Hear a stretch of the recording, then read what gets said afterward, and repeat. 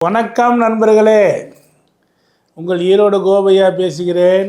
Astro divine நேயர்களுக்கு இந்த தமிழ் புத்தாண்டான பிரபவ ஆண்டு எப்படி இருக்கும் என்றால், இந்த பிரபவ ஆண்டு ரிஷப ராசியிலே ரோகிணி நட்சத்திரத்திலே பிறக்கிறது. நண்பர்களே, துவாதசி திதியிலே பிறக்கிறது, சதய நட்சத்திரத்திலே பிறக்கிறது. பொதுவாக இந்த பிரபவ ஆண்டு நல்ல மழை, பெருமழை பெய்யக்கூடிய அமைப்பு உண்டு. இந்த நீர் பஞ்சம் என்பது அவ்வளவாக வருவதற்கு வாய்ப்புகள் இல்லை. பணம் சம்பாதிக்கும், பணம் நிறைய, பண மதிப்பு டாலருக்கு நிகரான பண மதிப்பு பிரச்சனையைத்தான் சந்திக்கும். தங்கம் விலை இன்னும் ஏறும். மாட்டுப்பண்ணை, ஆட்டுப்பண்ணை, இப்படி பண்ணை வைத்திருப்பவர்களுக்கு யோகமான காலம். விவசாயிகளை பொறுத்தவரை இந்த ஆண்டு நிறைய மழை. எனவே தனது காடு கழனிகளிலே நிறைய தண்ணீரை சேமித்து வைப்பதை கொஞ்சம் குறைத்து அதற்கு தகுந்தவாறு இருக்க வேண்டும். நண்பர்களே, இந்த ஆண்டின் ராஜாவாக குரு, அவரேதான் நிரசாதிபதியாகவும் இருக்கிறார். அவரேதான் உங்களுக்கு குருவை பொறுத்தவரை 2-3 விஷயங்களில் சஸ்யாதிபதியாகவும் இந்த குரு இருக்கிறார். எனவே தைரியமாக சொல்கிறேன், கடன்களை அதிகம் வாங்காமல் இருக்கும் வரை இருப்பதை கொண்டு சிறப்படையுங்கள். இந்த ஆண்டு உங்களுக்கு பொதுவாக எல்லோருக்கும் ஒரு நல்ல ஆண்டாகத்தான் இருக்கும்.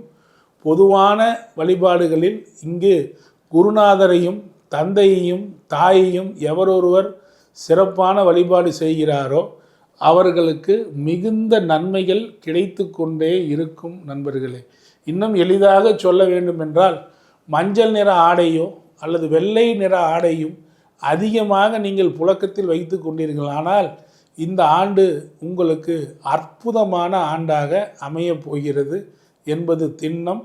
நன்றி.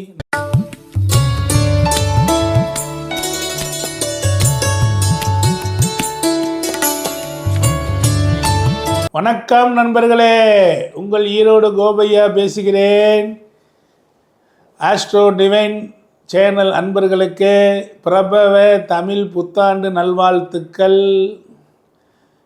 கன்னிராசி அன்பர்களுக்கு இந்த பிரபவ ஆண்டு எப்படி இருக்கிறது என்று பார்ப்போம். கன்னிராசிக்கு 12 கேது, தூக்கமே வரவில்லை.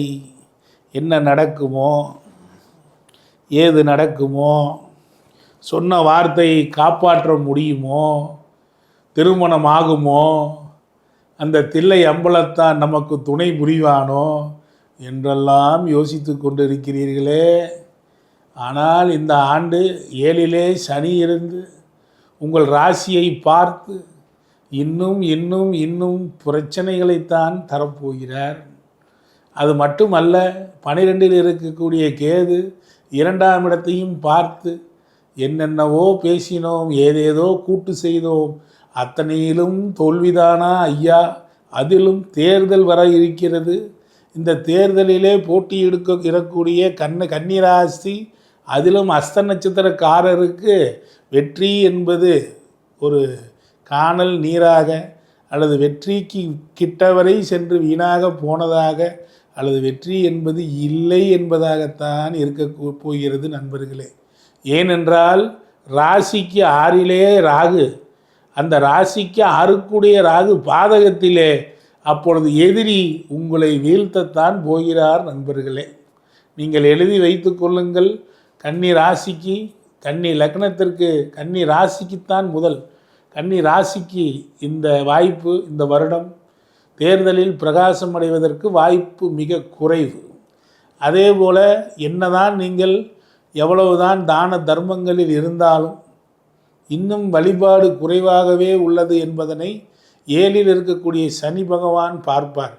ராசிக்கு 7லே வந்த சனி யூரினரி ட்ராக் இன்ஃபெக்ஷன், கிட்னி கல்லடைப்பு, சர்க்கரை நோய் போன்றவற்றையெல்லாம் கொடுக்கக்கூடிய அமைப்பாகவும், தவறான கூட்டினால், தேவையற்ற கூட்டினால், கூட்டு சேர்ந்து தொழிலிலே வீணா போகக்கூடிய அமைப்புகளையும், எதிரியினால் துன்பத்தையும் தந்து கொண்டிருப்பார். கவலையை விடுங்கள் நண்பர்களே, என்ன ஆகிவிடப் போகிறது? எல்லாவற்றிற்கும் இறைவன் இருக்கிறான். உங்களுக்கு அற்புதமான பதவி வேண்டுமா? நல்ல பதவி அடைய இந்த ஆண்டு முயற்சி செய்யுங்கள். ஏனென்றால் உங்களுக்கு 12 வரக்கூடிய குரு 4 பார்ப்பார். எனவே எப்படியாவது ஒரு பதவியை கொடுத்து விடுவார். அதாவது ஆளுங்கட்சி எதிர்க்கட்சி என்றால் எதிர்க்கட்சியிலாவது தலைவர் போஸ்ட்டை கொடுத்து விடுவார். கவலைப்படாதீர்கள். அதே போல் உங்களுக்கு 4ஆம் இடத்தையும் குரு பார்த்து அப்படியே அவர் 6ஆம் இடத்தையும் பார்ப்பார். அப்போ நோய் தீரக்கூடிய ஒரு அமைப்பை அவர் கொடுப்பார். ஆனால் கடன் வாங்கக்கூடிய கன்னிராசி அன்பர்களுக்கு கடனை சேர்த்து விட்டு விடுவார். வழக்கு திடீரென்று வந்து நிற்கும். வழக்கில் வெற்றி பெற முடியுமா என்பது ஒரு சந்தேகமாகவே இருக்கும். கால் பிரச்சனை, இடது கால் சார்ந்து பிரச்சனை, கால் வலி, கால் தொந்தரவு தரக்கூடிய அமைப்பு இருந்து கொண்டே இருக்கும் 10வது மாதம் வரை. அதற்கு பின்பு லாபத்தில் செல்லக்கூடிய கேது அற்புதமான ஞானத்தை கொடுப்பார். ஐயா, நடக்க வேண்டிய நேரத்தில் நடக்கவில்லையே என்று வருத்தப்படுகிறீர்களா? வருத்தப்படாதீர்கள். நிச்சயமாக உங்களுக்கு 11 கேதுவும் 11 குருவும் வரக்கூடிய காலம் ஒரு கோடீஸ்வர காலம் என்று தான் சொல்ல வேண்டும். கோடிக்கணக்கில் கிடைக்காவிட்டாலும் கட்டாயம் ஒரு சில லட்சங்களாவது இந்த கன்னிராசிக்கு எதிர்பாராத விதமாக, உடனே லாட்ரி சீட்டு வாங்கி விடாதீர்கள். அப்படியல்ல, எதிர்பாராத விதமாக, எதிர்பாராத தன்மையாக, தொழிலில் லாபம் மூலியமாக கூட கிடைத்துவிடும். நண்பர்களே, கவலை கொள்ளாதீர்கள். நீங்கள் எப்பொழுதுமே மிகச்சிறப்பாக மகாலட்சுமியை நீங்கள் நன்றாக பாருங்கள்.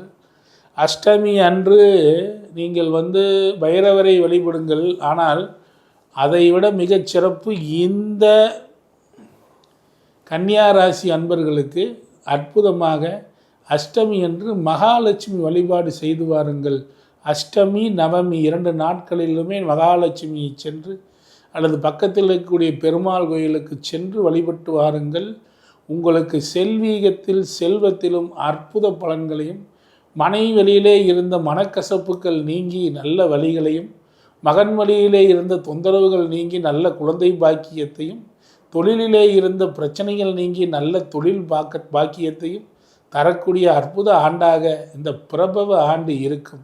இயற்கையாகவே கன்னிராசி நண்பர்களுக்கு ஒரு கோழி வளர்ப்பது, மாடு வளர்ப்பது, ஆடு வளர்ப்பது என்பதெல்லாம் அவர்களுக்கு இயற்கையாகவே ஒரு விஷயங்களாக இருந்து கொண்டே இருக்கும். அவர்களுக்கெல்லாம் இந்த ஆண்டு ஒரு பொற்காலமாக இருக்க போகிறது. நன்றி நண்பர்களே. பெருமாள் கோயிலுக்கு சென்று வழிபட்டு வாருங்கள். உங்களுக்கு செல்வீகத்தில் செல்வத்திலும் அற்புத பலன்களையும், மனைவழியிலே இருந்த மனக்கசப்புகள் நீங்கி நல்ல வழிகளையும், மகன் வழியிலே இருந்த தொந்தரவுகள் நீங்கி நல்ல குழந்தை பாக்கியத்தையும், தொழிலிலே இருந்த பிரச்சனைகள் நீங்கி நல்ல தொழில் பாக்கியத்தையும் தரக்கூடிய அற்புத ஆண்டாக இந்த பிரபவ ஆண்டு இருக்கும். இயற்கையாகவே கன்னிராசி நண்பர்களுக்கு ஒரு கோழி வளர்ப்பது, மாடு வளர்ப்பது, ஆடு வளர்ப்பது என்பதெல்லாம் அவர்களுக்கு இயற்கையாகவே ஒரு விஷயங்களாக இருந்து கொண்டே இருக்கும். அவர்களுக்கெல்லாம் இந்த ஆண்டு ஒரு பொற்காலமாக இருக்க போகிறது. நன்றி நண்பர்களே.